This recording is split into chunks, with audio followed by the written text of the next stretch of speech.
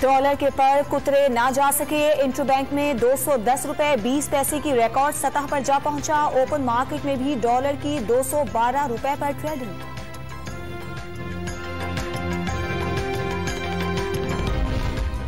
लाहौर की एहतसाब अदालत से वजीर आजम शहबाज शरीफ को बड़ा रिलीफ मिल गया। नैब रेफरेंसेस में पेशी से मुस्तकिल इस्तिस्ना की दरखास्त मंजूर। अदालत में बयान देते हुए रमजान शुगर मिल्स की मिल्कियत से इनकार कर दिया।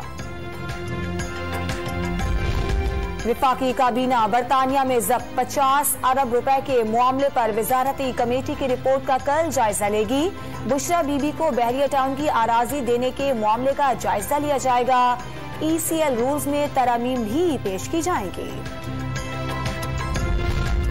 तरबेला 4 प्रोजेक्ट की लागत 750 मिलियन और करप्शन 753 मिलियन की कैसे हो गई? साबिक चेयरमैन वाबडा का नैब लाहौर से सवाल। मंसूबा मुकर्ररा मुद्दत से पहले मुकम्मल हुआ, लागत भी पूरी हुई। मुजम्मिल हुसैन की गुफ्तगू।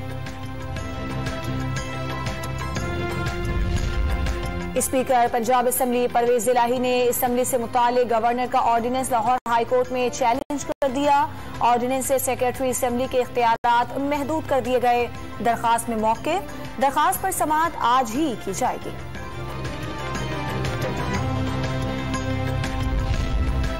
इस्लामाबाद हाई कोर्ट ने PTI रहनुमा शीरी मजारी की बेटी ईमान मजारी की इदारे के खिलाफ नाजिबा अल्फाज के इस्तेमाल का मुकदमा खारिज करने की दरखास्त मंजूर कर ली।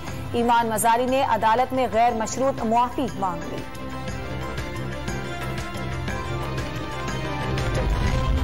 मुल्क में कोरोना वबा ने फिर खतरे की घंटी बजा दी। कराची में टेस्ट मुस्बत आने की शरह 10 और हैदराबाद में 16.67% तक जा पहुंची। 24 घंटों में 171 अफराद में वायरस की तस्दीक। 57 अफराद की अस्पतालों में हालत तशवीशनाक।